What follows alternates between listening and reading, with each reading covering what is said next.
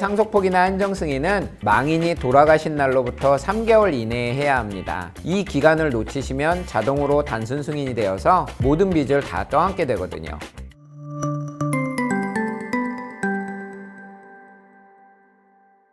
안녕하세요. 함께하면 마음이 편안해지는 변호사 최경섭 변호사입니다. 오늘은 많은 분들이 정말 고민되어 하시는 주제, 바로 4인 가족 기준으로 상속 포기와 한정 승인에 대해 이야기해 보겠습니다.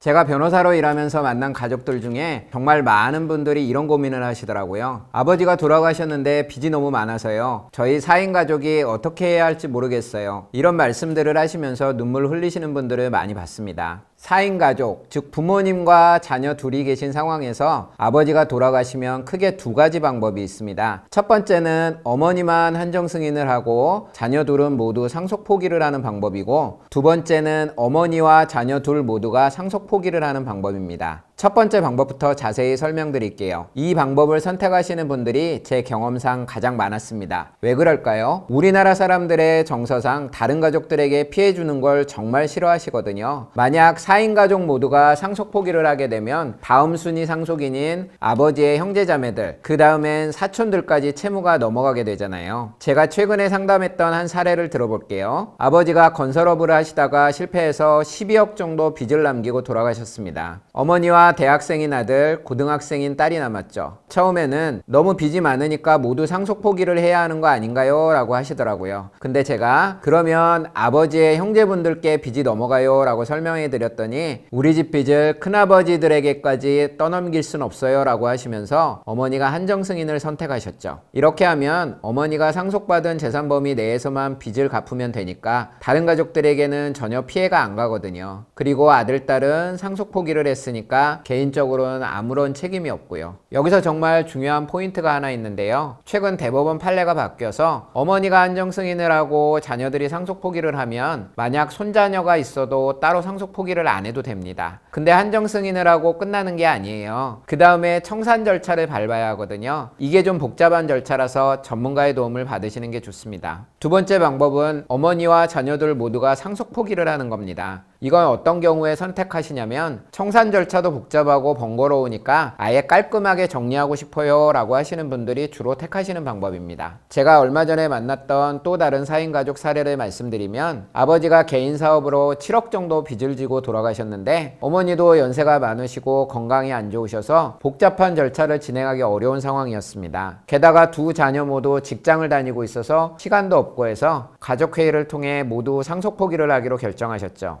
이 경우에는 혹시 자녀들이 결혼해서 손자녀가 있다면 손자녀들도 모두 상속 포기를 해야 한다는 점 주의하셔야 합니다. 그런데 많은 분들이 걱정하시는 게, 그럼 아버지 형제분들에게 빚이 넘어가는데 내가 피해 주는 거 아닌가요? 하는 거예요. 걱정하지 마세요. 상속 포기나 한정 승인은 자신이 상속인이 되었다는 걸 안 날로부터 3개월 내에만 하면 되거든요. 그러니까 3순위인 형제자매들도 충분한 시간을 갖고 결정할 수 있습니다. 실제로 어떻게 진행되는지 말씀드릴게요. 채권자들이 먼저 어머니와 두 자녀에게 소송을 걸어올 거예요. 그러면 우리는 상속 포기했습니다 라고 답변서를 내면 됩니다. 그 다음에 채권자들이 아버지의 형제자매들에게 소송을 걸겠죠. 그때 형제자매분들이 소장을 받고 나서 상속 포기나 한정 승인을 해도 전혀 늦지 않아요. 만약 그런 것까지 신경 쓰인다면 형제자매분들이 상속 포기할 때 드는 비용을 대신 내주시면 됩니다. 4명이라고 해도 1인당 법원 수수료가 4만 원 정도, 변호사 비용까지 합쳐도 그리 큰 부담은 아니거든요. 마지막으로 4인 가족이 꼭 알아두셔야 할 점들이 있습니다. 첫째, 상속 포기나 한정 승인은 망인이 돌아가신 날로부터 3개월 이내에 해야 합니다. 이 기간을 놓치시면 자동으로 단순 승인이 되어서 모든 빚을 다 떠안게 되거든요. 둘째, 가족 4명이 각각 따로 신청해야 하는 건 아니에요. 한 번에 같이 처리할 수 있습니다. 셋째, 법원에 직접 가셔야 하는 건 아닙니다. 변호사가 대신 처리할 수 있습니다. 넷째, 필요한 서류들은 주민센터에서 발급받을 수 있고 요즘은 온라인으로도 가능하니까 생각보다 어렵지 않습니다.